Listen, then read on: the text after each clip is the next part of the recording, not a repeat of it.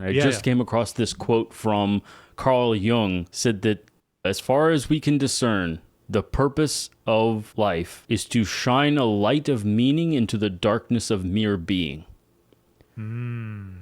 This whole idea of us being able to abstract and self-reflect and to have choice, that is very unique. We're not seeing anywhere. We are greater in that sense than even the sun, which can't help but just do what it's doing mechanistically. And you could take that and really run with it, right? And tell yourself, no, like the party is here, right? It's right here.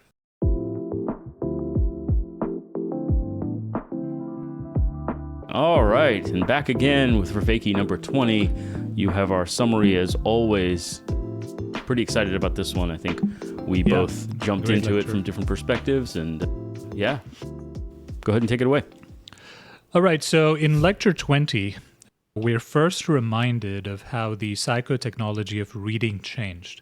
It changed from recitation, or an embodied execution of the words, to a greater emphasis on the coherence of the propositions that the words represented. This was largely the result of an increasing recognition of the power of propositional forms of knowledge and the rediscovery of Aristotelian ideas. Aristotle argued for reason and logic as a way of understanding reality. He had explained natural phenomenon that didn't seem to require a god. His idea of ethics were not based on divine revelation, and even posited an unmoved mover that began motion in the universe, which was not the Christian God. By the 12th century, the Augustinian view of Christianity was a system of thought that was 10 centuries old, and it was significantly challenged by the rising regard and respect of reason as a competing system of thought. Aquinas managed to mitigate this conflict by reverting back to the two worlds of mythology and creating the notions of the natural world and the supernatural world, where rationality was allowed to thrive in the natural world and have its place there, but the supernatural world, which is presumably where God is to be found, that world was accessible by love and faith. This framework is expanded on further as the notion of the will becomes foregrounded. According to Aquinas, our will, in the normative sense, the motivations for our actions, the ascent upwards towards God, was driven by love, not by reason as it was in the Neoplatonic tradition. Our faith in and love of God was what shaped our will. Meister Eckhart, one of the Rhineland mystics, takes this a step further. If we truly loved God, then that love should motivate us to try and eradicate our will altogether. We should sacrifice, as Christians, our will for the will of God. Our will should be self-negating entirely. So gone now was the notion of moving normatively up towards God with either reason or even love. Now, where love was operating, was the sacrifice of self-negation so that God might descend down towards you. William of Ockham moves us further away from reason by declaring that the world was created by God as an act of will.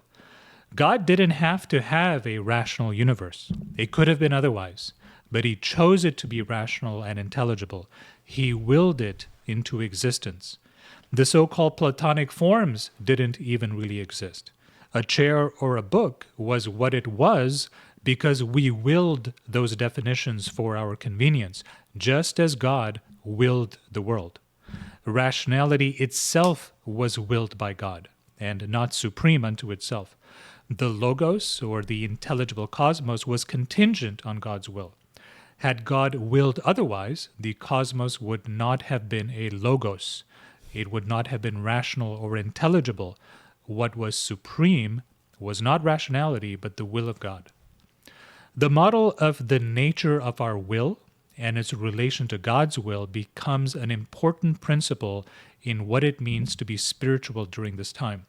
We are moving further and further away from reason playing a central role in our spiritual pursuits. Now, around this time, the Black Plague, or Black Death, hits Europe, and this new way of viewing spirituality gets a strange kind of validation. During the Black Plague, a third of Europe dies, and many communities and social structures collapse or are under significant strain. The church has an inquisition going at this time, and it doesn't function as a stabilizing force under all this chaos. So the notion that a rational order is infused only by the grace and will of God is further strengthened. During the Black Death, the world looks like it's coming apart, and it seems as if God was withdrawing a rational superstructure from the world because it was his will to do so. The Black Death acts as a catalyst for a lot of social change. For one, there's a labor shortage, and suddenly people can actually move around from their devastated communities and try to make more money by selling their labor. The old feudal system where you were stuck in place in the station that you were born into is challenged. People can now improve their lot in life by their own efforts, by their own will, as it were. There's also the beginning of trade, where people can ship and process goods and sell them and make money that way, again, through an assertion of their own efforts and willpower, actions that have nothing to do with the church. This activity continues to evolve. Society invents abstractions like corporations and contracts of trade, and the government begins to protect these contracts because this is how trade can flourish. This rising class of people can petition the government for power and rights in a way that it never had before. And all of these very powerful changes have nothing to do with the supernatural world. This world is becoming less and less relevant. A series of other important innovations and discoveries come to the Western world. The introduction of Arabic numerals allow for an upgrading of our mathematical abstractions. Algebra is also ingested from the Arab world. Navigation by a careful examination of the stars takes off because it's important for trade. And once the natural world is observed in this careful Aristotelian manner, it becomes obvious that the geocentric model of the cosmos, where the Earth is at the center with everything revolving around it, is either extremely complicated or it's wrong. It's at this point, with more complex math at hand and a rising Aristotelian worldview, that Copernicus comes along and observes that if the sun were placed at the center of the system, the math would work out better. Now, this has a very profound impact on people's ideas of reality in two important ways. Firstly, there's the observation that Copernicus only needed to point out that the math worked out better. He didn't have to contend with all the other well-known counter-arguments about why that could not be correct. He only had to say that the math worked out better, and that was convincing enough. Secondly, if the math were taken as the source of truth, and our sense perception and our consensus with each other about our sense perception, that it's the sun that revolves around the earth and not the other way around, if that is wrong, then it is clear that our method of understanding our reality is provably wrong. If we cannot trust our faculties and we cannot trust our consensus with each other about our faculties, then what can we really trust at all? How do we know that anything is real? Ironically, the rational Aristotelian approach to things ends up demolishing a core Aristotelian concept, that when we know something, our minds are conforming to it. But now it's understood that what we might be conforming to is illusionary. However, this conforming theory of knowing being is also the basis of our nomological order. Our view of ourselves is tied to our view and understanding of reality. We are tightly bonded to and co-identifying with our reality, our understanding of our reality. But if the reality that we're conforming to isn't really real, then to what extent are we real? Galileo then goes on to lay the foundation for the idea of inertia, that an object will keep moving unless an external force is applied to it. This also is against the Aristotelian view, which had given the cosmos a more purposeful design. According to Aristotle, everything moved to where it belonged, including you. But Galileo pointed out that things moved because a random other force was applied to it, and it would keep moving until a second random force was applied. Things didn't move with any inherent purpose at all. And this had the effect of reducing the universe into a mechanistic, deterministic structure.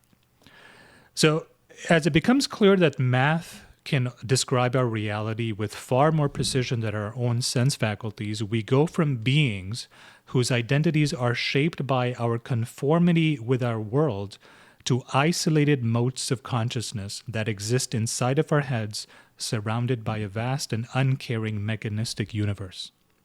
So let's go over the ways in which the three axes of meaning that St. Augustine had laid down were unraveled by this time. Number one, the rise of secular processes and structures like commercialism made the church less central to people's lives. Society was being shaped in profound ways that the church could not take credit for, and Galileo introduced the first notions of a world that was governed by laws without purpose. And in this sense, the narrative order was changed. There was no big cosmic plan involving humans who were special and for whom God had some plan or purpose for. And number two, the collapse of the geocentric model of the cosmos proved that we were not in direct contact with reality through a knowing being of it. If we were conforming to an illusory version of reality, then perhaps we were illusionary ourselves. And in this way, the nomological order was collapsing. And number three, the supernatural world was becoming less relevant and accessible only by the assertion of will, by faith, in a reality where reason was no longer purposed to reach. And in this way, the normative order of ascending upwards towards the good or God, that was collapsing. Good summary, man. Yeah. Was there more to say, or there? No, that's it. Yep, good summary. Yeah, I wanted to start with just a couple of sort of like general commentaries that as these things collapse, and he made this analogy as well. There's the Bronze Age collapse, right? All these things fell apart, similar to the Black Plague. And what's interesting is because civilization had advanced a certain distance, we discovered, we incorporated more advanced mathematics, more detailed observations, so on and so forth.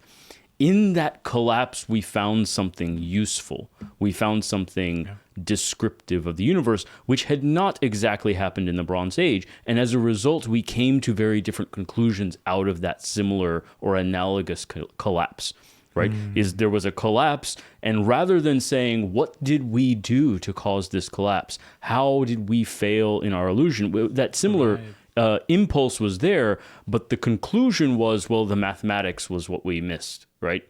And then we end up in a deflationary theory of truth, beauty, meaning, right? None of it means anything because it's all just math, is where that ended up kind of taking us out of a very similar sort of moment, or even the Hellenistic Domicide period. Similar collapse-type moments had happened before, but this time, in that moment of collapse, a particular new psychotechnology came to the fore and afforded a different interaction with the world, a technological interaction with the world that worked, and it worked really well, right? And similarly for commerce, right, is, oh, hey, this works. This allows me to increase my standard of living, increase my wealth, increase these things in a way that is not connected to meaning, right?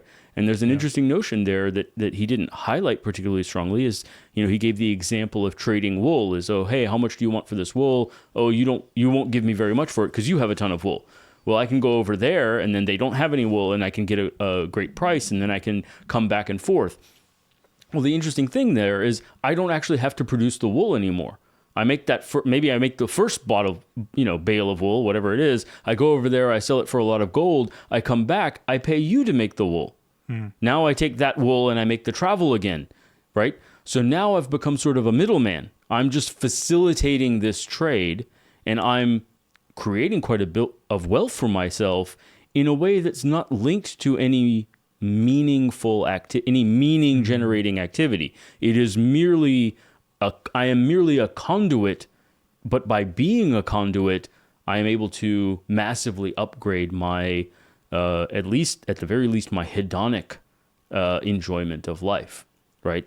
So that further deflates this kind of craftsman engagement with meaningfulness into an abstraction of being a conduit for trade. Yeah, another angle, that speaks to the same phenomenon is you have for the first time the idea of moving up in the social hierarchy with wealth, right? You didn't have to conquer a tribe necessarily. You didn't have to go to war. You didn't have to kill some other guy, to steal his land or anything. You could just do some commerce thing. You could be a trader. You could, requisition a ship and, do trade. No one has to die. In fact, you're providing a service. And as a result of your efforts, you are actually becoming richer. You start having much more wealth. For the first time, you have a non-aristocratic wealth class, right? The merchant class that finally emerges. And that's very new. Right, it's very new. At least it was probably not new during the Roman times, right? But we're now a millennia away from that. We're removed from that, and the sort of normative structure of society has completely changed, and now it's changing again. But I would also say, even in Roman times, even if there was some upwards mobility, and there definitely was, right? Spartacus, right, was a slave, and became quite wealthy, and so there definitely is this concept of moving up. But it was now proceduralized in society, right? They understood, right? There was, the wealth of nations was, the byproduct of a lot of these observations, right? Adam Smith's, commentary on capitalism, and I mean, the economy turned into an abstraction you could study. Right, it became much more codified. Banks came around this time. This is not stuff he talked about, right? But that must have had a profound impact, right, on spirituality, which is like, well, I am succeeding, right, in these endeavors, so I must be doing something right? I mean, I'm being rewarded, right, and that has to somehow be processed. That entire And he talks about this quite a bit in the next lecture on Martin Luther and the Lutheran work ethic and stuff. But we're skipping ahead here. But that probably was a very profound change that had to be contextualized in the spirituality of the time.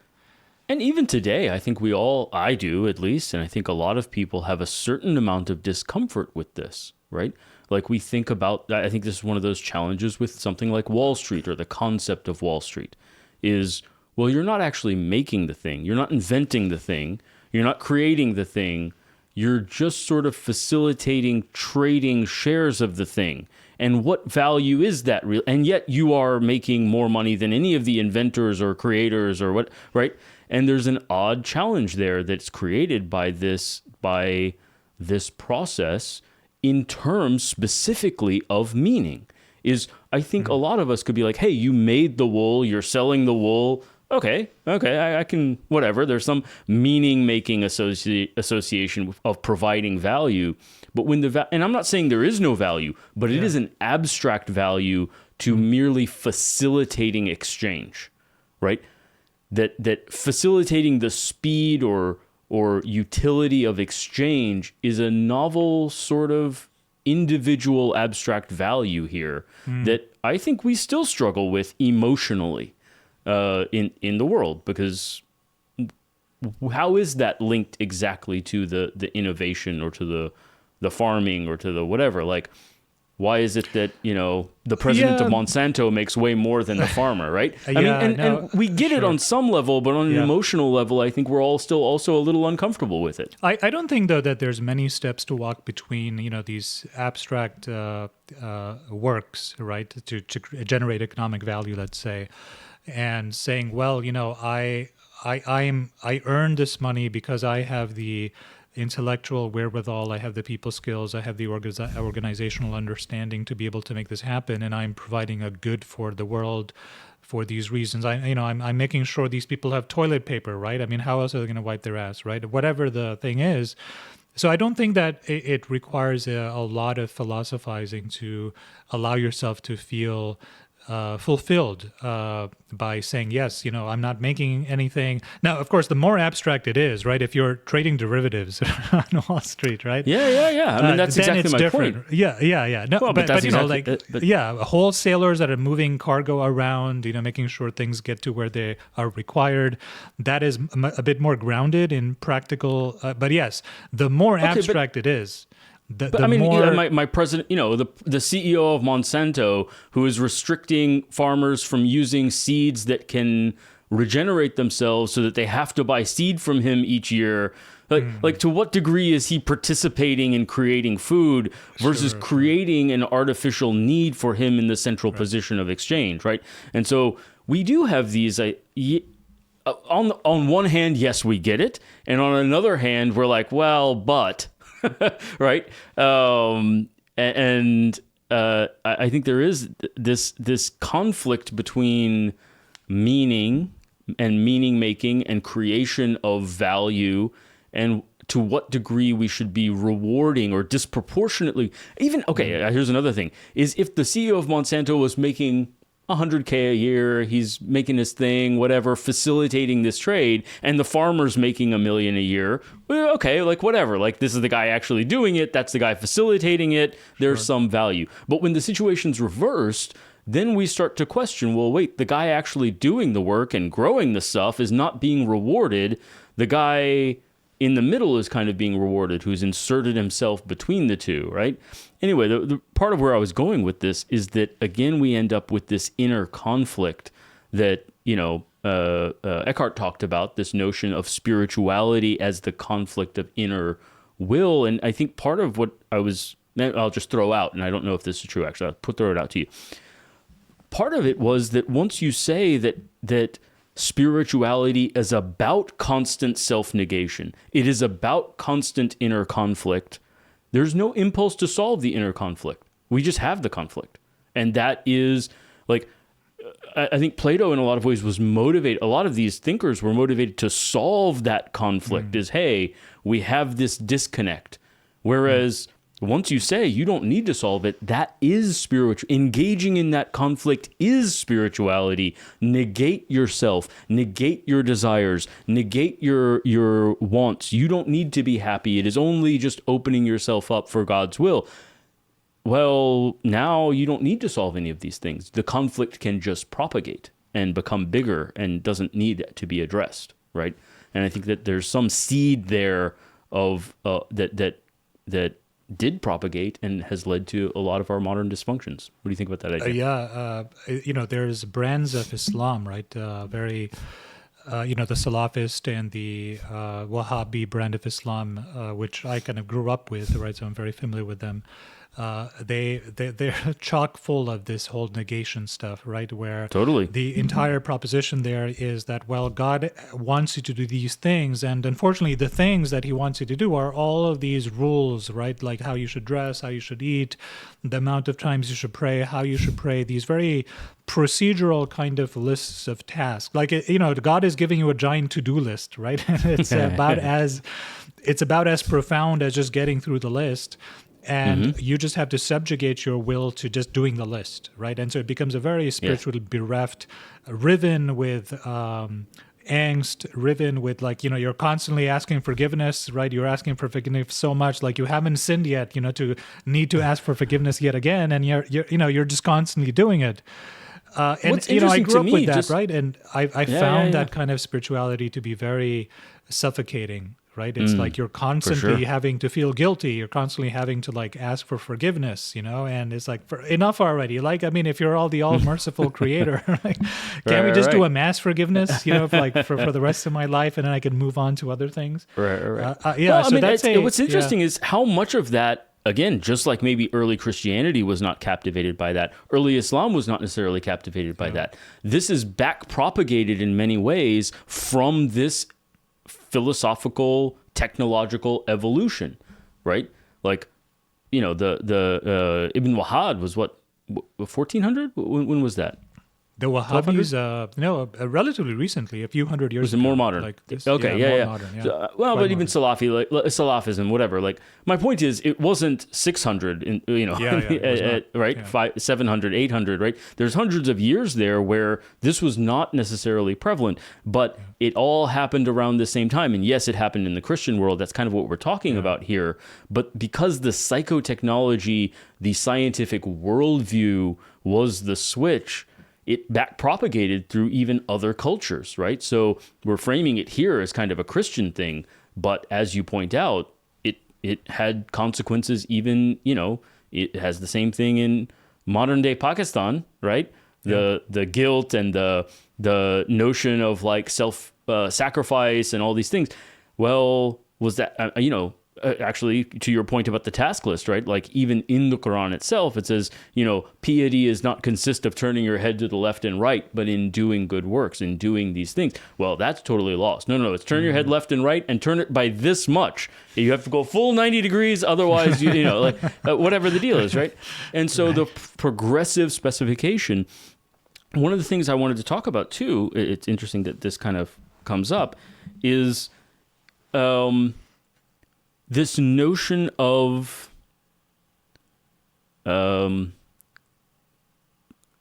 competition or how do I put this? Like you see it in Muslims that say, well, I not only fasted, but I also didn't listen to music, right? And I also, when I even ate, I only ate this much, right? Like, whatever. It's this sort of progressive sacrificiality. Maybe that's the thing, is that the notion that started here is that if self-sacrifice is the ultimate good, then there's no limit. There's no middle path. You've lost that Aristotelian notion of finding the balance between foolhardiness and cowardice. Right? It's only massive self-negation. And that seed just propagates to a really, and again, it's a perversion of agape, right? Yeah. Is agape, yes, has a sacrificial element, right?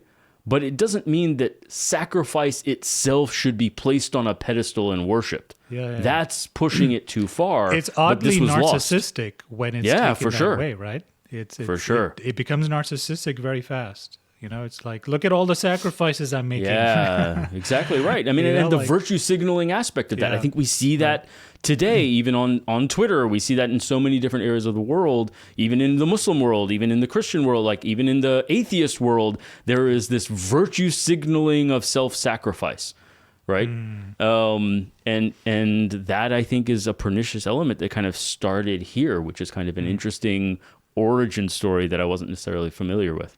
Yeah, no, yeah, I think that's exactly right.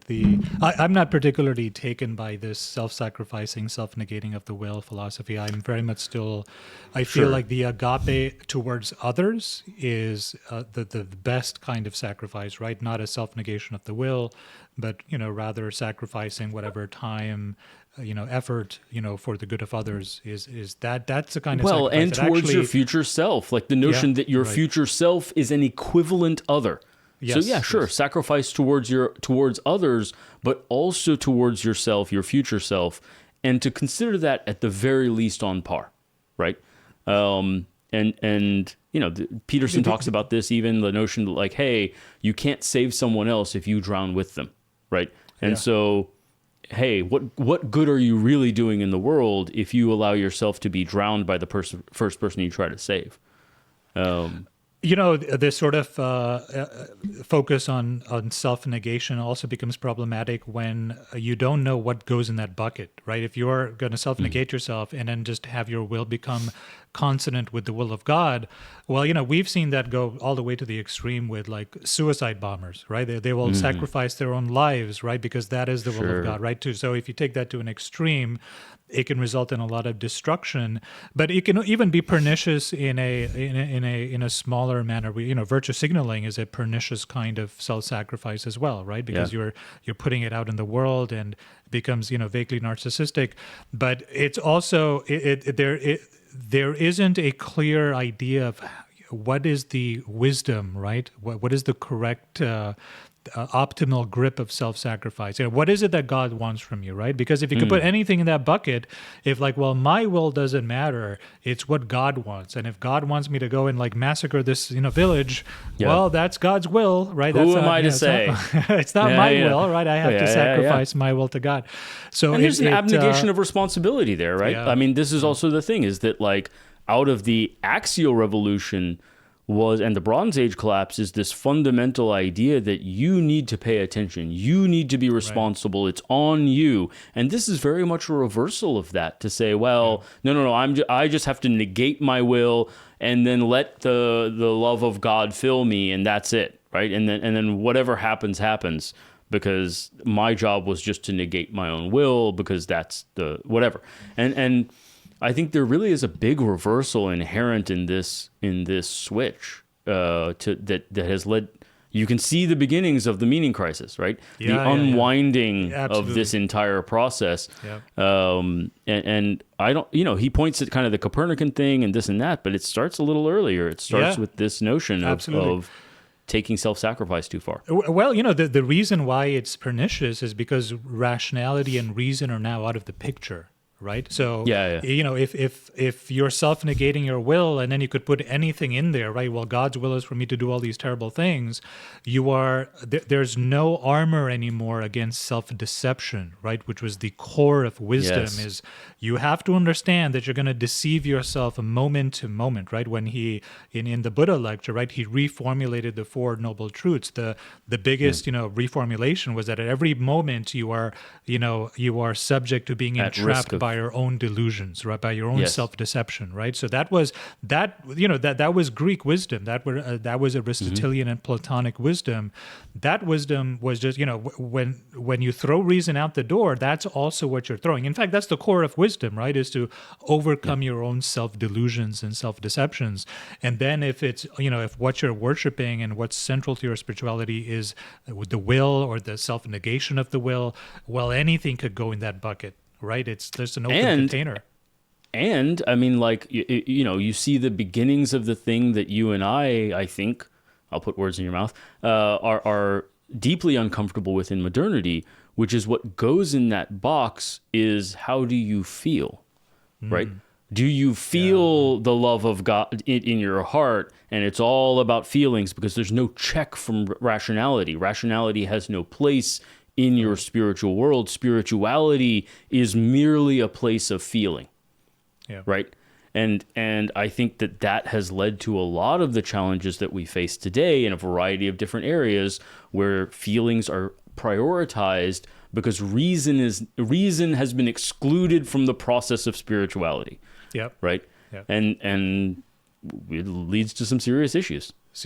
I want to propose an idea, you know, that occurred to me as I was going through and thinking about the lecture. So I'm going to throw it out at you. You tell me what you think, right? And so you had the Neoplatonic tradition of spirituality, right? Centered, in which was centered rationality and reason as being the normative force that moves the will upwards, you know, in the normative direction, right? Rationality was the engine that moved it up, right? And then, you know, St. Augustine comes along and the Roman Empire is collapsing, right? And because it's collapsing, you know, humans are losing a sense of the eternal, right? Because the Roman Empire, as it was collapsing, it lasted almost a millennia, and it's collapsing. And so what St. Augustine does, literally as Rome is collapsing, right, is that he houses the Neoplatonic tradition in the life raft of Christianity in the narrative order, and he sends it out. He's like, we have to protect these traditions. The way to ascend upward in the normative order is not rationality, because no one's going to be rational in this crazy world. But agape is a much better tool in this crazy collapsing world in order to do the ascent upwards. And he's not wrong, right? That is a phenomenal. If you're going to replace it with anything at all, if you're going to replace rationality, the normative force upwards, with anything at all, agape towards others, not the self-negation agape, is a phenomenal substitute, right? And then he enshrines all of that in a narrative order. He says, well, this is all part of a cosmic plans, and he ships it out to the world, and it keeps things together for 1,000 years, right? And then rationality is rediscovered. And now you've got a system that's lasted 10 centuries, And they have to grapple with, oh, what is this rationality thing again? It's actually doing a lot of useful work, right? And now the world is not collapsing, right? It's not in a state of like this is pre-Black Plague. Pre-plague, yeah. They have some stability now where they can, where they, you know, they can't just reject it out of hand. They have to deal with it, right? And then they're doing all of these mental gymnastics for the centuries afterwards, right? Well, maybe it's not rationality, maybe it's the will, maybe it's the way the will negates itself, maybe there's no rationality, maybe God wills a rationality also. And I kind of just think it's just a lot of mental gymnastics, right? To try to hold on to the narrative order, because you just can't deal with the fact that perhaps that order is no longer operant. And I think, the Martin Luther or Aquinas tried, right, with all these mental gymnastics, and here we are 800 years later, that project has failed. What do you think of that larger meta-narrative? I mean, I think that tracks. I do think that part of the problem is always over these kinds of spans of time, you end up with a telephone problem, right? Yes, Augustine said love is the heart of reason, right? But he didn't mean get rid of reason and just focus on self-sacrificial love, right? Like, he was still in that Neoplatonic kind of like, hey, we still need an anagogic process to push us upward.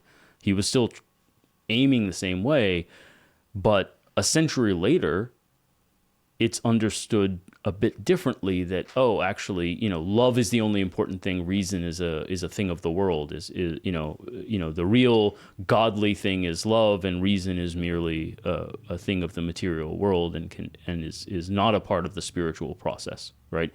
That twist is not what he meant, right? And not the tradition he came out of, but in interpretation, Aquinas and so on and so forth. And not even Aquinas himself, maybe, but the interpreters of Aquinas on top. It's one transmitted to the other, and then some of that core aspect is lost, especially in the context of reading being a non-experiential process. Is now, if I write something, it's not going to be transmitted by people who understand it in a participatory way with me, and then a participatory way with the next person, and a participatory way with the next person. It's going to be understood purely propositionally. And one of the examples I'll give of this, because I fell into it as a kid actually, is reading literature about martial arts, right? You can read all kinds of things about martial arts, right? And become convinced of very odd and ineffective ideas, whereas the actual original practitioner who maybe was fighting a war with this martial art had what he was saying was a very different thing, and even that would be culturally bound. Like Musashi is a famous Japanese swordsman, wrote the Book of Five Rings, and there are some really interesting both philosophical and wisdom kind of like concepts within that. But it's also culturally bound within the way warfare was conducted at that time, the way dueling was conducted at that time, the cultural structure of Japan at that time. Not that you can't get anything out of it, but if you just try to like read the text, which by the way is now translated as well, another issue, right? The reason I bring this up is I read this translation. And the translator was commenting that, in his opinion, the reason his translation was better is because he was a kendo martial artist. And he said, look, if you're not a practitioner, you don't get what he's saying, because you have to be doing it in order to know, oh, this is what he's talking about, right? Otherwise, the metaphor is lost. That was an interesting insight, is that, if you're moving all reading, all transmission of knowledge from a participatory group, a communal, a participatory transmission into a pure propositional transmission, well, things get twisted. The participatory information gets twisted, and now you have people that think they can catch baseballs because they've never tried, right? Whereas the actual person who was catching baseballs may have written about it a particular way, but that's not necessarily what they meant. Yeah.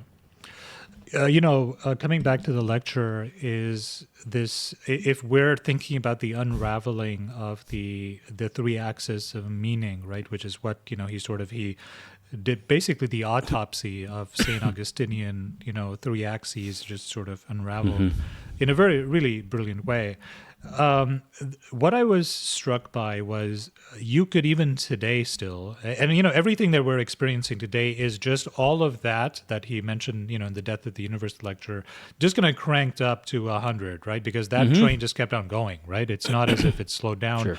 All of those, it goes from inertia to now, even time is relative and the universe is perhaps infinite, and all of this other stuff, right? That we've discovered since Galileo. I have a counter to that, but fair enough. Go ahead. Sure. But what I was getting at is you could still get to a nomological order, right? We could say, yes, my faculty senses of perception are not perfect, right? But they're good enough, right? I can still get an understanding of, my I can still get into an existential mode. I can still, relate to my world in these ways. Yes, I know it is not, quote unquote, objectively correct, and again, what is exactly true is a very complex question, right? What is exactly reality is very complex. It's not even clear that there's one singular thing called reality and we're just perceiving some incorrect version of that. So we can even get past that. We can even get past the nomological problem. And we can still go back to the idea of agape as an ascent upwards in the normative order, or we could even do it in the Neoplatonic sense of rationality, being used to move up the normative order. So we can still recover the normative.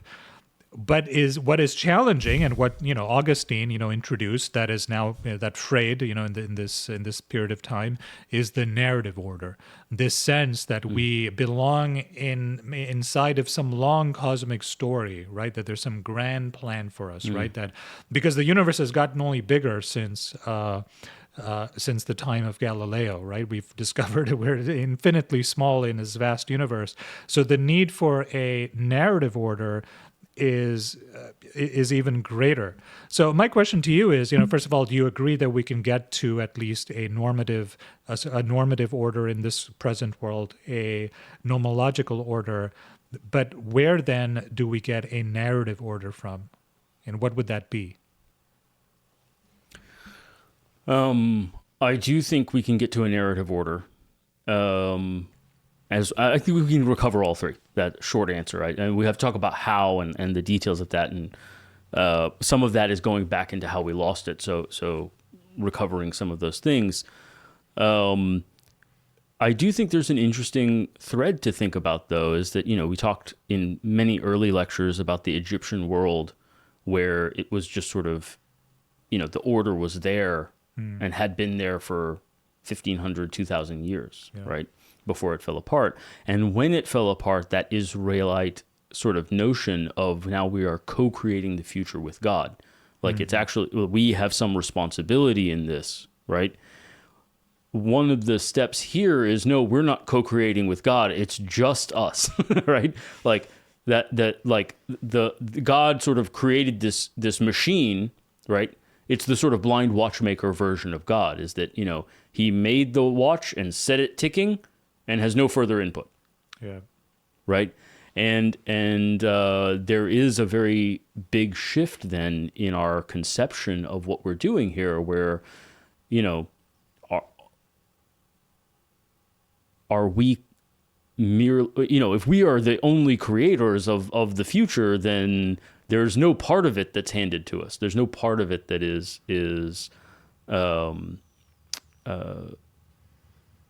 there's no partner in that creation, right? It's just us, and that facilitates this sense of aloneness, this sense of isolation. We are at best, and again, we get even further in modern age that we're not even this, but at best we're a pocket of purpose within a tiny island of purpose, is what he said, right?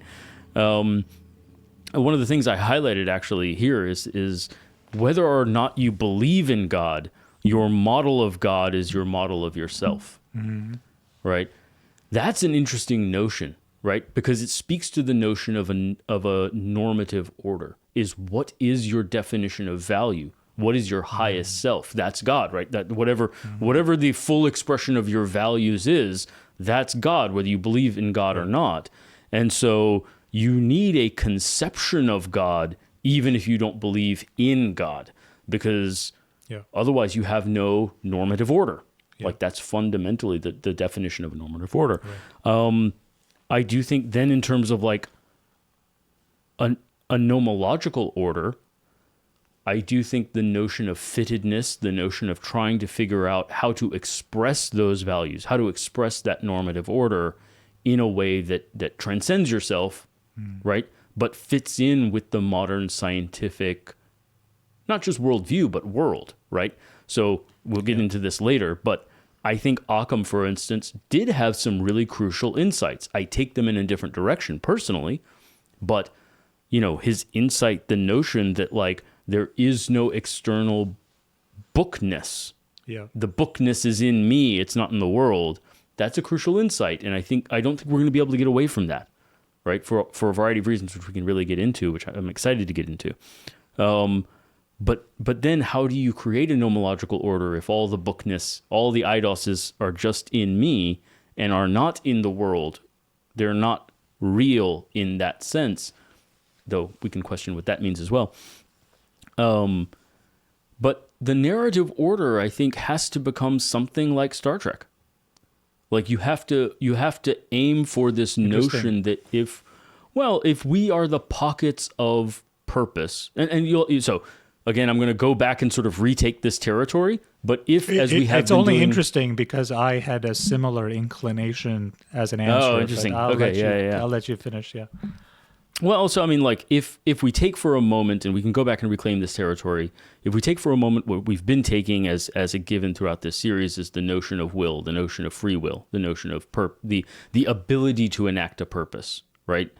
Then you have to take this grand series of the notion of human evolution, the notion of progressive implementation of will towards a greater and greater normative order implemented through the process of a nomological order. That has to be the narrative. You have to take the narrative of humanity as a whole at some point.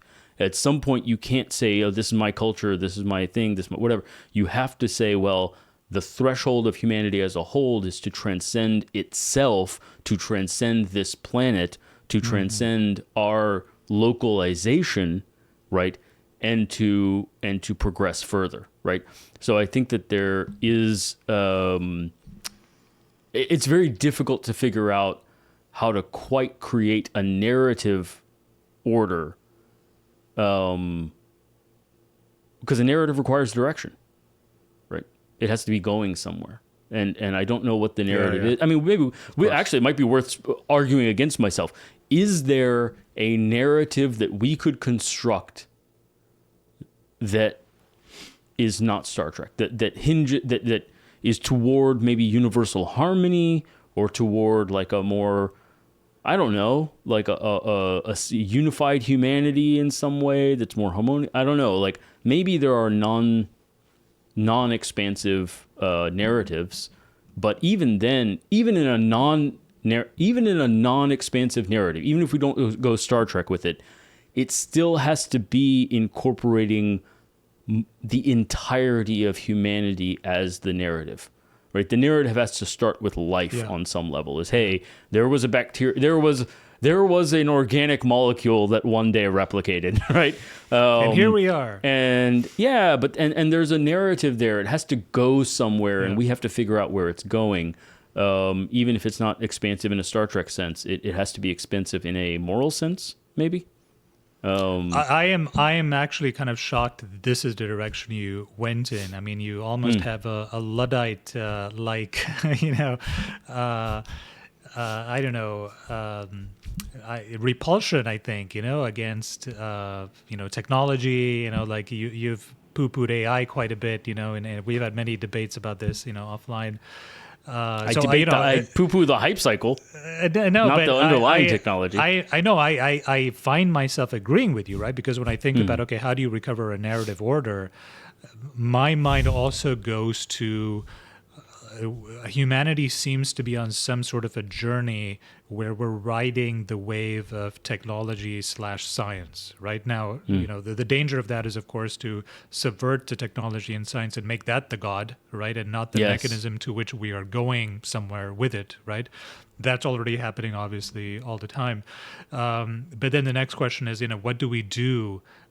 Armed now, with these powerful tools, as humanity, collectively, where is this taking us, right? Because technology and science, with a capital T and a capital S, is advancing, right? It's the genie's out of the bottle. This train is on the move, to get back to Galileo, it's got this inertia that cannot be stopped, right?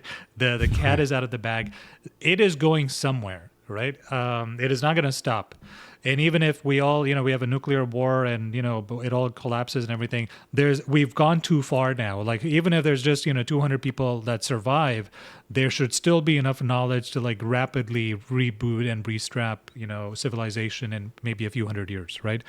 Getting us back to, because it'd be difficult to lose all of that. You can now, store everything in a floppy disk, for example, right? So the question is, where is that going? Oh, sorry. You call me the Luddite. No, I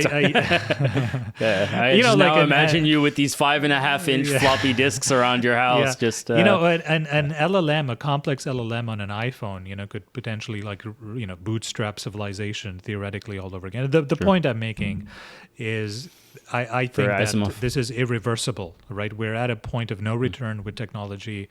I don't think anything is going to stop it. And then the question is, as we're riding this train, where is the train taking us? And is there some narrative story that can be weaved into this journey that we're on, right? One of the terms that it comes up, frequently when Elon Musk talks about it is he refers to humanity as a light of consciousness, right? And that, he's driven and he's doing all these things because he wants to spread the light of consciousness beyond, the planet Earth so that it survives, right? Then, me and you talked about this before, on the phone a few days ago about this idea that what life really is, right, is that it's an anti-entropic mechanism. Somehow in the universe, as everything is just going towards entropy, here on this planet, life arose, and life is fundamentally an anti-entropic force, right? So before we get too far down that road, I do want to jump in because you mentioned the light of consciousness, and I just came across this quote from Carl Jung that I've really been kind of dwelling over. Said that, as far as we can discern, the purpose of life is to shine a light of meaning into the darkness of mere being.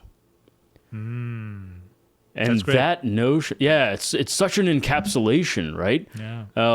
And it captures the entire struggle of it and the technological and scientific nature that we can discover what is, but how do we shine meaning into that the darkness of mere being, right? I think that I do agree with that, as far as that has to be the narrative.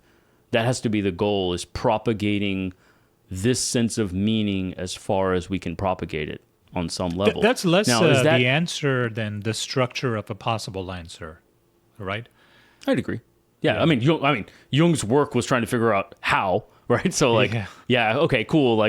Once you've described the project, then how would be nice, and he did. Yeah. That was sort of a lot of his work. Right. But anyway, I'll let you finish. But that notion of Elon Musk of just kind of saying we need to spread this as far as we can spread it.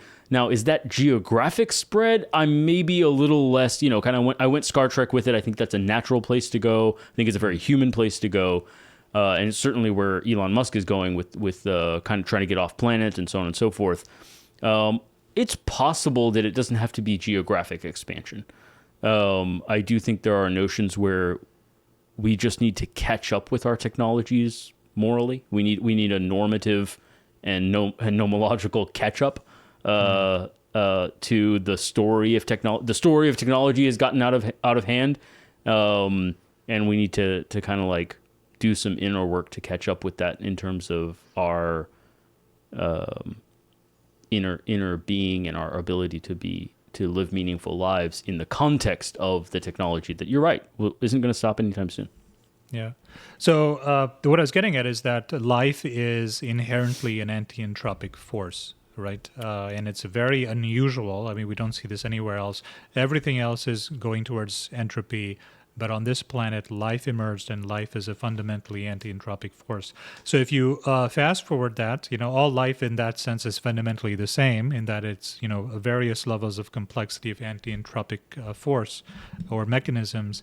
But then when you have humans and our sort of higher ordered ability for abstractions, then we find that within the realm of abstractions, within the Platonic realm even, we have the affordance of being able to be anti-entropic there as well, right? In the way that we're integrating the sciences together, we're unifying laws of physics together, we're trying to, combine all these philosophies into some sort of a cohesive, godlike whole almost. So there's an entire other realm of anti-entropy that exists in the Platonic realm that us humans have access to, that no other animal has access to, right? So that just makes the case for the specialness of humans, right? Because one of the side effects of the Darwinian revolution has been, well, humans are just another animal, right? There's nothing special about us. But this makes the argument that in the Platonic realm, we are also anti-entropic there as well. And if life is anything, it is an anti-entropic mechanism, and it means something to be anti-entropic in the Platonic realm as well. So if, then you kind of scale back and says, well, maybe the purpose of my purpose, the narrative purpose of my life and of humanity is that we're ensconced in this story where, humanity with a capital H is moving towards integration, moving towards anti-entropy, right? In some way. Right? Maybe it's, I'm not necessarily creating some giant supercomputer, but perhaps having a more integrated civilization, spreading the light of consciousness to other, places. It doesn't have to be geographic at all. It could be virtual even. I mean, whatever it is. But we are moving in this kind of integrated direction, right? Or we could be potentially moving in this integrated direction. Now, this is, of course, not a complete narrative. Like, what are we moving towards? What does it really mean? Are we just creating a giant supercomputer? And that's all we're doing? That's not clear, right? But it's the beginnings of a narrative story, right? That encapsulates or integrates, rather, the technological train that we're on. So this gets into maybe sort of the challenges that I would see here that I think are kind of interesting, and I'll foreshadow my objection here with what is entropy? How do you define disorder? What makes something more disordered than something else, right?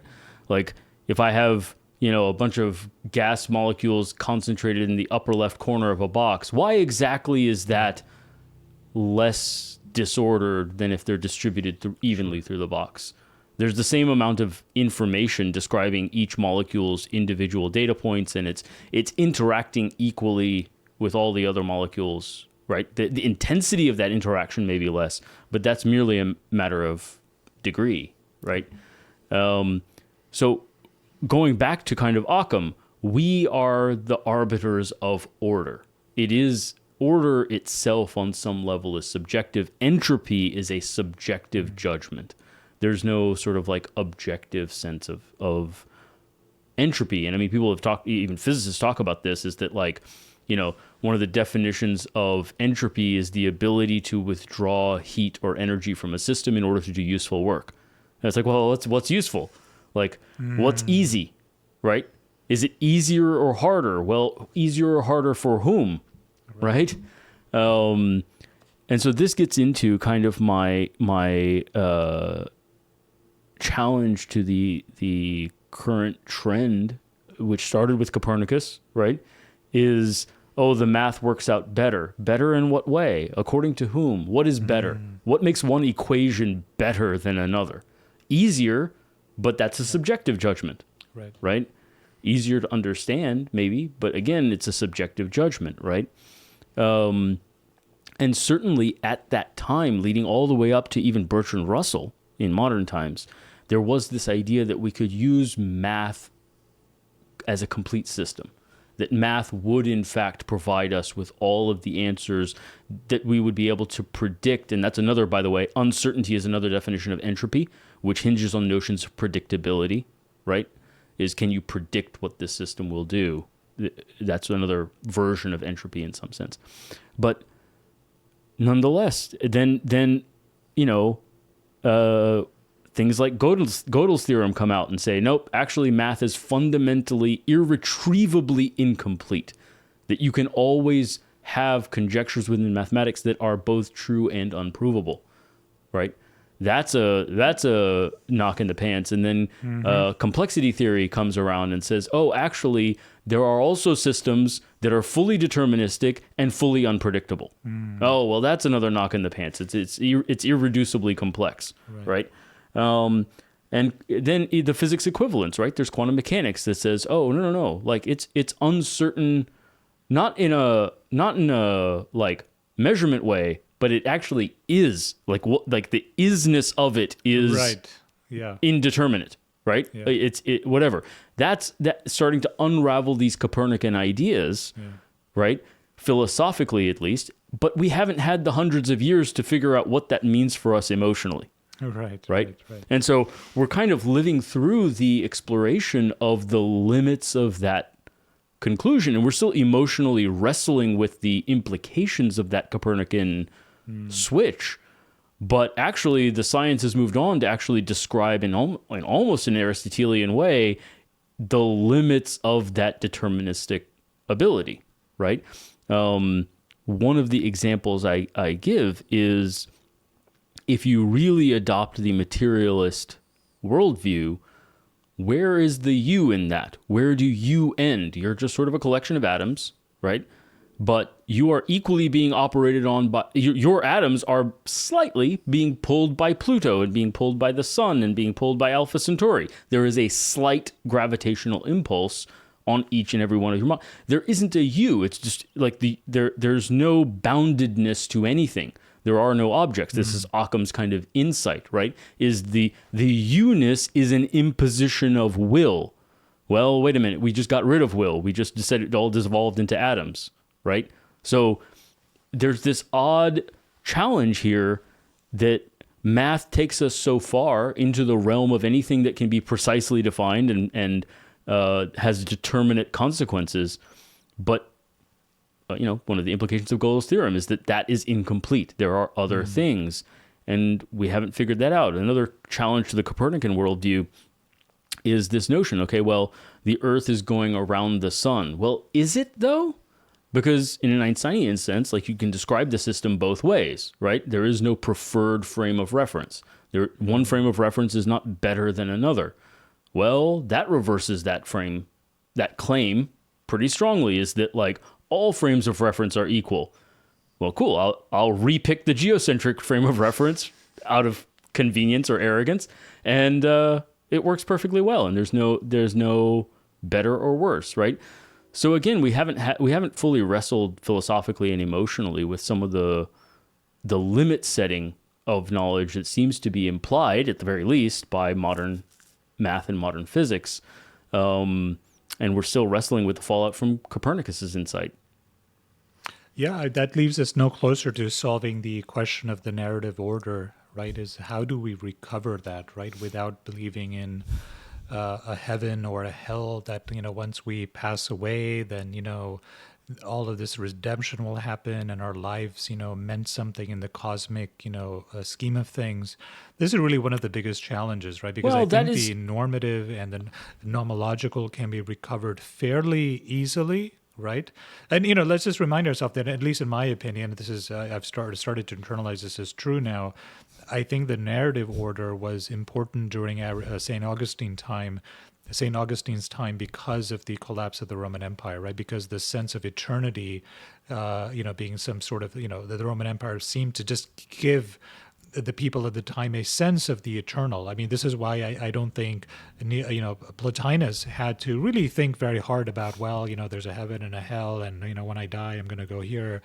He didn't have to have a narrative order, whereas St. Augustine did, right? And I think we're back at the sort of kairos of St. Augustine's time. Not that, the world is collapsing necessarily, but our belief structures are dramatically collapsing, right? And so there's still, our abstractions are collapsing, just like the Roman Empire was collapsing, which at the end of the day is an abstraction as well, right? Yeah, correct. So, we don't now have a St. Augustinian-like lifeboat, right, to put our narrative order into and says, well, this is how we make sense of the world and our place in it. Well, and that's kind of why I keep retaking this territory of free will, right, or will at the very least, right, because that's the flip side of this argument, right, is that if you buy into the notion of will, right, then this part of the universe, this tiny little pocket of the universe, is the only one we know of where anything is happening. Everything else is just a watch. It's a watch ticking along. This is where the party is, right? And so that's actually a profound sense of purpose, is that this is potentially the only area in this entire vast infinite space where anything is meaningful is happening. Right? Now, maybe there's aliens, maybe there are other pockets or whatever the deal is. But as far as we know, this is the only pocket where anything's happening. And so all of that stuff is kind of irrelevant. This is the thing that means something. Now, maybe this pocket of meaning can expand. That's the Star Trek vision, right? Is, hey, we have this ability to shine this light of meaning, to enact in a willed fashion to change the future. Right? Is, well, what I do matters because the future could be other than it is. Like, if I do this or don't do this, that means that the universe as a whole is taking a different pathway. I personally, because I chose a red shirt, not a blue shirt today, it's a different universe than it would have been otherwise. Right? That's an unusual amount of power. Right? And if that expands ultimately on a scale of billions of years to larger sections of the universe, and it all started here with our little pocket of meaning, well, there is potentially narrative and normative and nomological purpose in that, right? But you have to bite off that notion that the future can be different. And if you deflate that, right, and you say, no, it's all just atoms and it can't go anywhere, then you end up with nothing. And that's, I think, the most pernicious and dangerous part of materialism. Which I've never heard a materialist have an answer for, because I think it's inherent to their theory. Yeah, no, there's it almost reminds me of like Albert Camus' response to this, right? Is that, I just choose to, believe in the wonder of my life, right? And I choose to be happy even in the face of, tremendous existential pressure. I think that's a vision. That's a potential answer, right? You could look at it two ways, right? You could think, oh my God, we're like the only mode of intelligent consciousness, right? That is, connected to the logos of the universe as far as we can see, and that could terrify you, or it could inspire you, right? And it's not really clear why one would take one stance versus the other, but it could definitely be very inspiring. It's like, wow, just like you said, the party is here, right? This is the only collection of atoms, right, where shit is actually happening, right? And everything else is just moving in the, Galilean deterministic way, where it's just a mechanical clock. But I'm not a mechanical clock. I have free will, and that is what makes life meaningful, right? I mean, this comes from... it's at the very least the necessary condition. Right? Yeah. At the very least, that's a necessary condition. Yeah, this is almost like Viktor Frankl's sort of answer as well, right? Yes, absolutely. The same insight. That is what how makes you it choose to respond. Yeah. Right, if you're just responding to stimuli, right, in a way that is programmed by the laws of physics, then even Camus is not choosing, right? It's just his neurochemistry on a quantum level or on a atomic level, following physical law. He's not choosing to be happy, right? And so I do think that that's the danger of that worldview, is to say, And again, I think it came out of this time when it seemed like math would explain everything, right? It seemed like math and physics would have no limits and would ultimately lead to an explanation of all things, and everything would be predictable and everything would be understood. Well, even math and physics can now tell you that it will never reach that point. That's right. Yeah. Right? But we haven't incorporated that yet. Yeah, that's a good point. In fact, at that time, you're exactly right. Especially, after Newton, right? It was like, well, we figured it all out. A few more laws and we'll have unified this whole physics thing. And we'll have wrapped it in a bow for you. And then we find that actually, highly complex systems are completely indeterminate, right? You cannot predict the future. Yeah. Math is also like incomplete. There's a whole bunch of the stuff that we can't do, right? And there are limits to these things. And provably can never do. Right. Like that's an odd thing, right? We can actually prove mathematically that math is incomplete, and that one of the ways I like the phrasing of it is the set of things that is true is provably larger than the set of things that can be proven. Right? And so there's always a degree of, if you give a true statement, like the twin prime conjecture right now in mathematics, that I don't know if that's true. Nobody knows if it, or it seems to be true, but we haven't been able to prove it. Now, is it because it's not true? Is it because we just haven't found the proof yet? Or is it because it's one of those things that is true and we will never, and there's no way to prove it, right? That we can never know, or not never, but we don't know yet, right? And I think that leaves the future much more open than Copernicus would have thought, or Newton would have thought, right? Less constraining, right? Less caged in a mathematical box out of which we cannot escape, right? Less deterministic. Still, I think it's the work of perhaps artists, maybe science fiction writers, like come up with a sort of cosmic narrative, right? Which is, again, something that I feel is really the pressing need, right? Like, what is this all for, right? Personally, where do I fit in the cosmos? Where do I fit in this? Oddly enough, I'll tell you space? Again, we talked about this in a recent conversation, you and I, right? And this pulls on certainly Christian or religious language in this expression, right? But if we are going to have a moral catch-up, if we're going to have a normative and nomological catch-up to our technological expansion, that I hope would inform a narrative. I think the narrative, at least for me in the immediate future, is expressed with that idea. Is the goal is to live every day in such a way that when I wake up, the devil says, "Oh shit, he's up," right?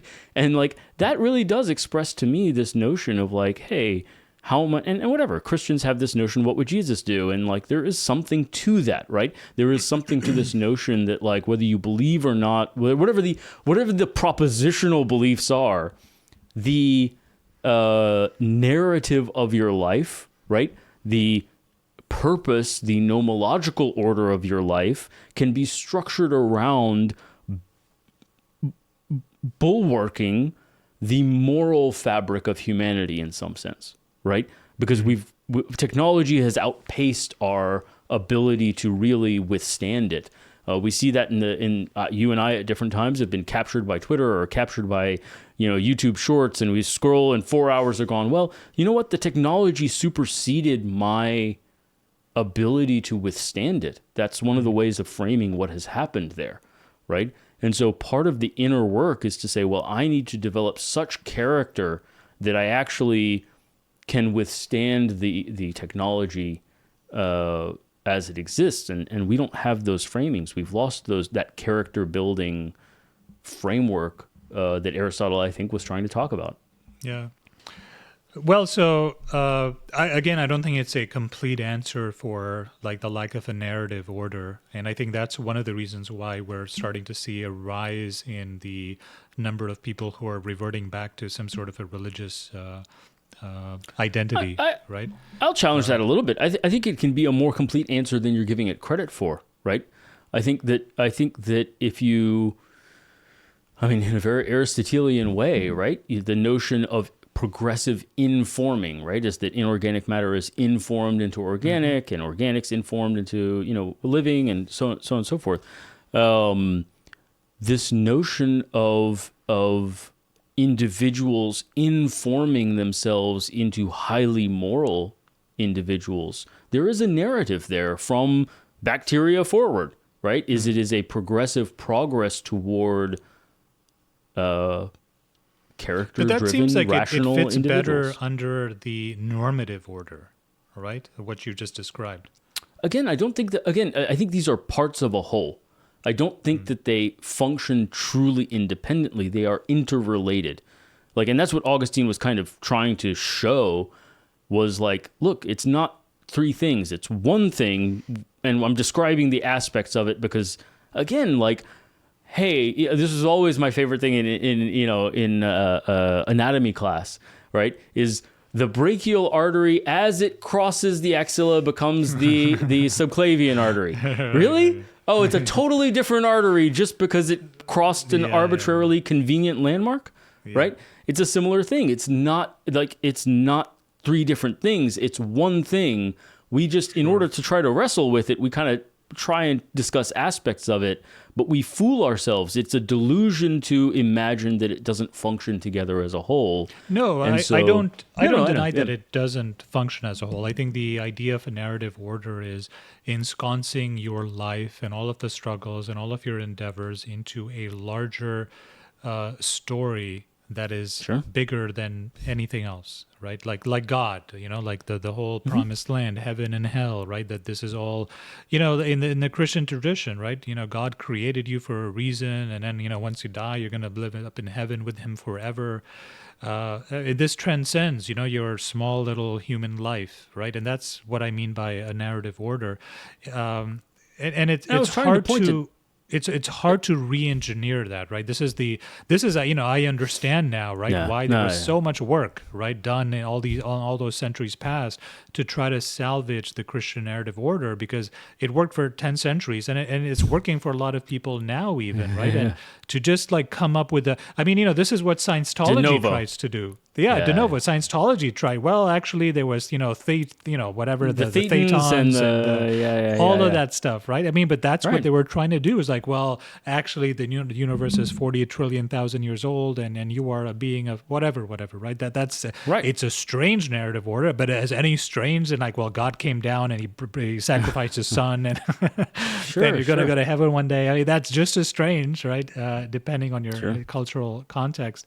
This reminds me actually of a passage from a book called The Shrike by Dan Simmons, who, if anyone's listening to this, highly recommended. It is sparkling with science fiction brilliance. It was written in the 80s, right? And so it is one of the stories is it's a series of not really short stories that are all interconnected, but one of them is about a priest who is looking to go and find the Shrike, right, which is this mythological being, and comes across this colleague of his who's also a priest who has been impaled by this sort of tree.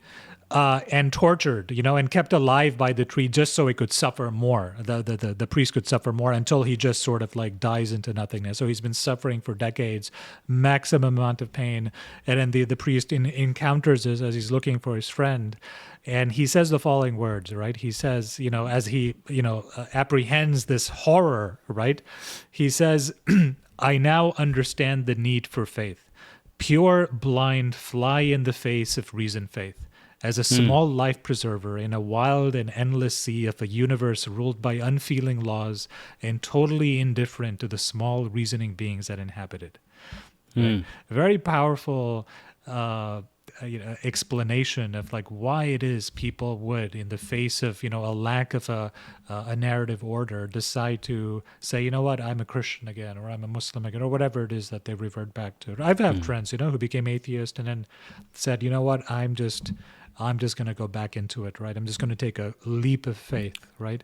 Because at the very least, you have to come up with something. And yes, I think that, so I think you and I are engaging in this kind of Vervaekean process of exploration. And the intent here on some level is perhaps to try to pull from the past, pull from the previous answers of great thinkers, and to reformulate some sort of worldview that can cope with what we know scientifically.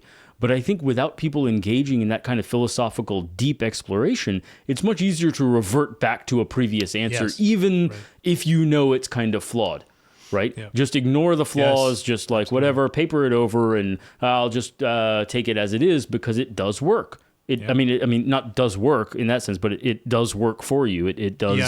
Operate, Kierkegaardian leap of faith. Like, just ignore all the other stuff, right? I mean, Aristotle didn't talk about leaping into faith. Neither did St. Augustine, right? There was no leap of faith to take, because the narrative structure, that entire whole, was not challenged by the advent of science, right, and technology. There's no leaping over anything.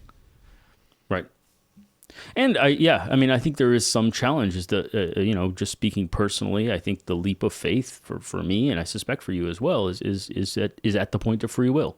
Because once you leap there, everything else you can try to formulate. You can say, okay, how do we formulate a new narrative, nomological and normative order out of, in the context of real science as it is, right? Without that, you're left with nothing. And so I do think that Ockham and Eckhart correctly intuited that the leap is at the point of will. At the very least, that intuition is the correct intuition, because that's what collapses, right? Sure. Is if there is no limit to the determinism of the physical laws, then there isn't a you there to do the worrying. Like that, you're just a bag of atoms. Yeah, I mean, actually, language breaks down, because it's not you're a bag of atoms. All you can state is the universe is. Like that. Like isness is all that can be claimed, because it's individual atom, like interacting with every other atom in the universe, both electromagnetically and gravitationally, right? Ad infinitum, because there's no limit other than the speed of light to the transmission of those forces. So it just is. That the statement of being is, and you can say no more, and that's a very deflationary view of everything. I just want to reflect to you how in the course of this one conversation, I've had these sort of emotions of like wonder and awe. I'm like, yes, it's amazing to be human. And then, oh no, we are a bag of atoms. You could, maybe it's free will that allows you to say, hey, like celebrate the wonder, right? And celebrate the fact that I have choice, right? It's remarkable. What science is definitively telling us is that we are extremely special, right? Not the opposite, right? We're looking out in the stars. We're not seeing any other civilizations. This whole idea of us being able to abstract and self-reflect and to have choice, that is very unique. We're not seeing anywhere. It's not like the planet Pluto decides anything, right? We are greater in that sense than even the sun, right? Which can't help but just do what it's doing mechanistically, right? We're greater than a supernova in that sense, right? We are more special than that even, right? And you could take that and really run with it, right? And tell yourself, no, like the party is here, right? It's right here. You are perhaps, and in fact, I think we know this for a fact, that the human brain itself is probably the most complex thing in the known universe. I think that's actually a scientific fact, right? As far as we know, there's nothing that we know of that is more complicated than the human brain, right? And, sitting around with it all. It's not even that I agree or disagree, but I think this is where I kind of get into things with materialists sometimes, is that, like, define complexity without subjectivity. What's an objective definition of complexity, simplicity, ease, difficulty, utility, value? Like the whole thing falls apart. You can literally only say the universe is and then shut the hell up. I don't understand why materialists speak, right? Well, I guess in their view, they can't help it. So that's also, a thing. But I will say, I think that one of, and just returning a little bit to the lecture, at least briefly, that Copernican view is this notion that like our sense experience may mislead us. Like it's kind of the preliminaries of the Matrix, right? Is that we can look at the sun, we can see it move, we can see these things, and yet we can be deceived about the true nature of the universe, right? And that math was the saving grace that was the thin thread that would connect us to the real world, right, and the scientific method. And in a very Aristotelian way, I think the counter-argument is to some degree that some of our sense experiences may in fact be reflections of truth, but unprovably so. Did your mother love you? Well, I have a sense experience related to that, right? All the information I have is from sense experience of that. And yet I do believe that's true, right? Similarly with free will, it's like every single minute of every single day, John Searle is a famous philosopher, I often quote, he calls it the phenomenological proof of free will. He says, when I swing a bat at your head, in that moment you believe you have a choice whether to duck or not, right? And it's that felt sense of having free will. And the thing is this, is if you get rid of that and you say, well, there's no objective evidence of free will, right? Well, there's very little objective evidence of anything. Math itself doesn't really without any observations, math doesn't get you any physics, right? Like you can't derive physics without any sense experience from any human ever, right? And so there's a limit to this idea of getting rid of the value of sense experience. And then once you accept that some sense experience is necessary, somebody has to read out the readout on that sensor, right? Some person has to have a sense experience in order to drive the physics forward.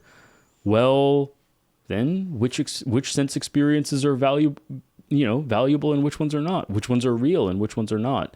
Unless you can make the absurd, to me, claim that only math will get you everything, well, then you have to allow some sense experience, and then where you draw that line, you're back into an Aristotelian thing of wisdom, of like, well, maybe we realized in the Copernican thing that we were overvaluing sense experience. That doesn't mean it has no value. That would also be an error. That would also be a delusion, right? So I think our worldview has fallen a little bit into that delusion. Yeah, I think that's well said. You could even go further and to say that, even if there was some illusion, right, to our nomological order,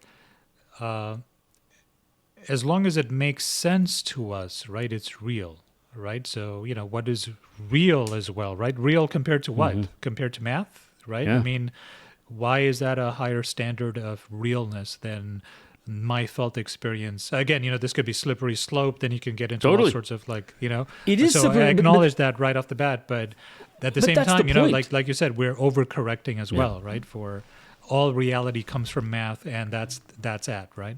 And again, I think this comes out of the loss of that Aristotelian view, is that what we see in many ways is this bifurcation, is rather than somebody finding, hey, the right path is somewhere in between, right? 2/3 of the way from math to pure feeling is wisdom, right?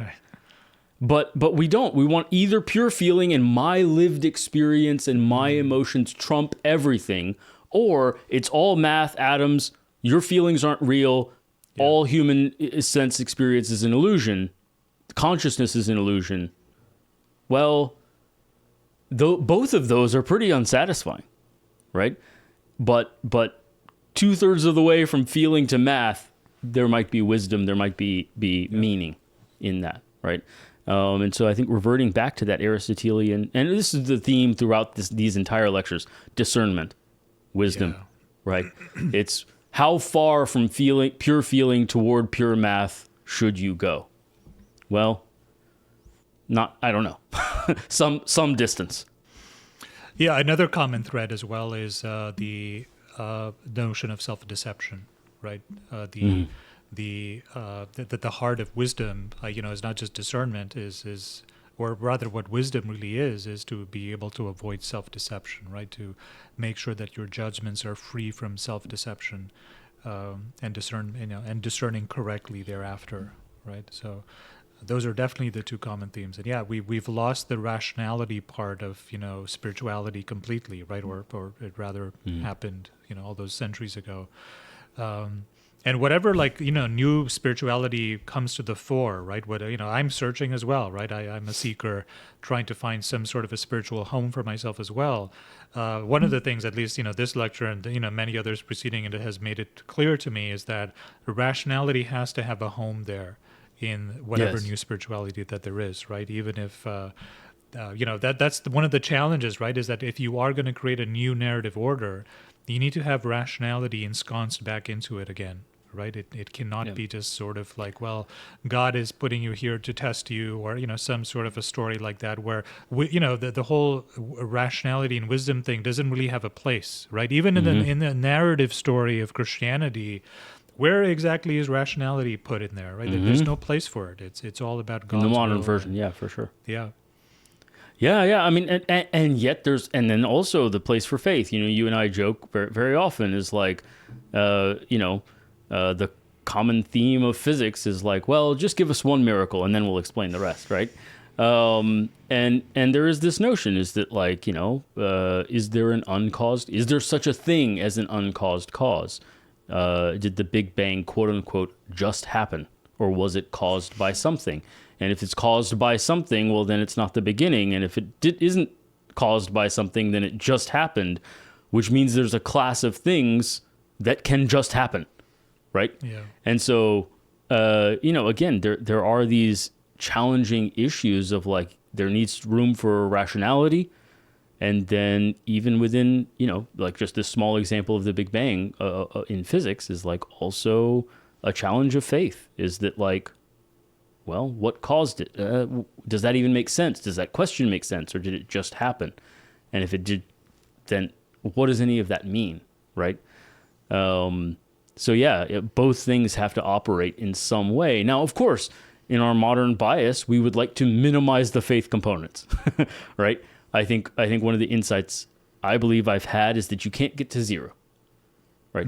Yes, I respect the impulse to minimize the faith components, but you can't quite take it to zero, and you probably shouldn't artificially suppress it to the point where you remove connection with your own lived experience entirely, right?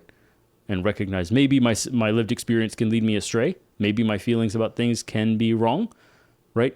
But maybe they could also be right in a way that's just not provable. And so it leaves you uncertain, and living in that uncertainty, finding a path of wisdom through that uncertainty, I think is far more valuable than trying to leap to one certainty or the other, which I think is a big part of both the materialist atheist view and the sort of fanatic or traditionalist religious views. I do have one other thing.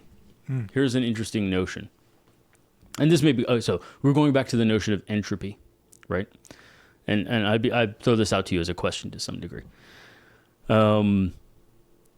Entropy, we talked about entropy in terms of like, okay, the gas in the box is more concentrated, is whatever, right? So, but if I make it a smaller box, then it's evenly distributed, right? So on some level, my notion of entropy is delimited by my definition of locality. It's like, if I only consider the space where the gas is, then it's evenly distributed. If I consider a larger space, then it's not, right? And so, but there's no inherent correct view of locality, right? So that's also subjective, which again makes this notion of order, entropy, so on and so forth, in a bit subjective in some ways. And so where that goes, I think where I'm trying to go with that is this notion of choosing a frame of view. Like people struggle with this notion of like, well, the sun's going to blow up and like, whatever, or humanity be wiped out, maybe like if we don't go to the stars and whatever the deal is, right? So what does it all matter? And part of it is we're always choosing locality. We're choosing locality both in terms of how far of a time frame we're looking at, right? And if my life is really tough right now and I'm really, okay, I hurt my leg and I really just focus on the pain of the leg and all of my attention goes there and I feel like it is unending because it's not ending, right? Because I'm locked into this moment and that location, right? part of the solution is to broaden my focus and to say, well, hopefully it'll stop hurting in the next few weeks. Hopefully, the rest of my body's not hurting, right? By broadening my focus, by attending to other things, I think you can start to solve some of these pains. Anxiety also happens when you look too far in the future because the unknown starts to weigh on you. But by choosing a more proximate focus, a more local focus, I think you can mitigate some of that anxiety. And I was struck by this recurring theme of, again, choice, will, right? But specifically the will of locality in time and space.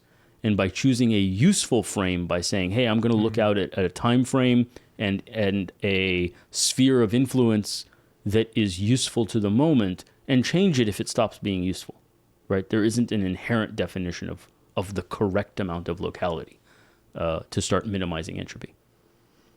Yeah, that's not a bad thought. What it reminds me of is this common materialistic atheist view of, the universe is perhaps infinitely long in duration, right? Maybe it's even longer than 13.5 billion years ago. And it's probably going to be, in existence for many billions of years afterwards. Whatever you're doing today with your life, if it's being denominated by the length of the universe, well, that's infinitely insignificant, right? But then the axiomatic presupposition there is that the length of the universe matters. That's a dimension that we should be orienting ourselves towards, right? As like, well, compared to that we're insignificant. Well, why are you comparing it to that? Why are we deciding that that's a relevant denominator at all? Explain that one to me, right? It's just a supposition that goes unchallenged a lot of the times, right? Sure. Yeah. Another one, and this harkens back to a previous thing we were talking about, is like, hey, if I, go kill a kitten over here, or I don't go kill a kitten, well, even on that billions of year time frame, was the story of the universe one in which I killed a kitten or not, right? Those are different universes on some level. One is a story of a universe that's a little worse than the other one. Now, that's a value statement, worse, right? Yeah. So again, we've brought in subjectivity at some level. But even on those timescales, it's a little worse, right? So sure, yeah. How about we choose a little better instead? And right, sure. This, even on that time frame, you can choose a better universe or a worse one. Right. Scale maybe doesn't matter as much as you think. Yeah. So that was the last thing I had, man. All right. Good talk. See you for episode 21.